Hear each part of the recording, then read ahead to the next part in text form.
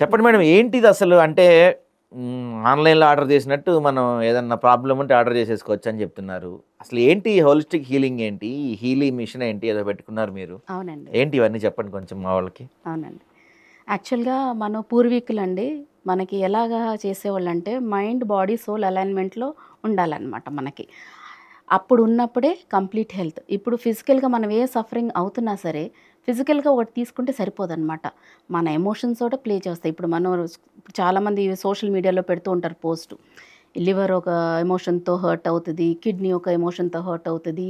Lung emotions ఇవన్నీ ఎమోషన్సేనండి. అదంతా frequency ఎమోషన్సే.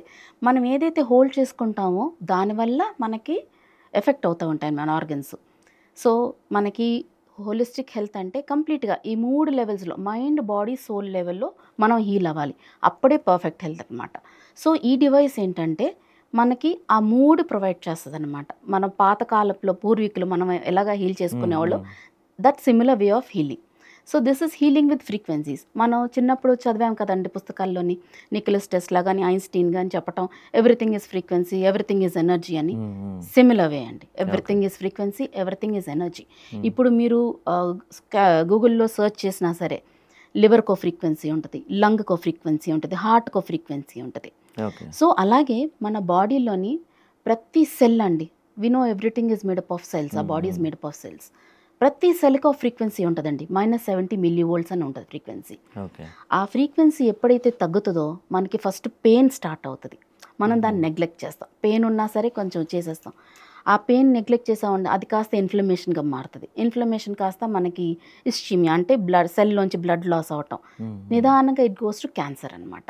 Okay. Cancer అయ్యి డెడ్ సెల్‌గా మారుతది. హ్మ్. కానీ ఎప్పుడైతే మనం పెయిన్ వచ్చినప్పుడే మనం జాగ్రత్త పడ్డామో ఇవన్నీ ఎరాడికేషన్ చేయొచ్చండి. So, okay. Prevention is better than cure అని కూడా హ్మ్. చదివాం మనం హ్మ్. చిన్నప్పుడు. హ్మ్. అవును. But we don't follow it. Okay. ఇప్పుడు we have got a device which does that అనమాట. So, okay. ఇప్పుడు పెయిన్ వచ్చినప్పుడే మీరు దానకంగా సెట్ చేసుకోగలిగితే you don't need to go to that stages. అంతవరకు మనం వెళ్ళక్కర్లేదు. హుహు. సో, ఈ డివైస్ ఏం చేస్తదంటే మన బాడీలోని ప్రతి సెల్‌ని స్కాన్ చేస్తదండి. ఓకే. స్కాన్ చేసి ఆ సెల్ ఎంతైతే ఫ్రీక్వెన్సీ తగ్గిందో అంత అందిస్తది. హుహు. Every 9 seconds it scans a cell అండి. ఓహ్! సెల్ స్కాన్ చేసి it is individualized micro current frequencies. ఇప్పుడు మీ లెవెల్ ఆఫ్ ఇది మీకు వేరే అవసరం అయ్యుండొచ్చు. నాకు వేరే అవసరం ఉండొచ్చు. హ్మ్. హ్మ్. సో, నేను పెట్టుకున్నప్పుడు నా బాడీని స్కాన్ చేస్తది. నాకెంత కావాలో అంతే పంపిస్తది. నా సెల్స్‌కి ఎంత కావాలో అంతే పంపిస్తది. ఓకే. మీరు పెట్టుకున్నప్పుడు మిమ్మల్ని స్కాన్ చేసి మీకెంత కావాలో మీకంత పంపిస్తదనమాట. Okay. So, hmm. This hmm. Is individualized. Okay. Everybody okay. Is different.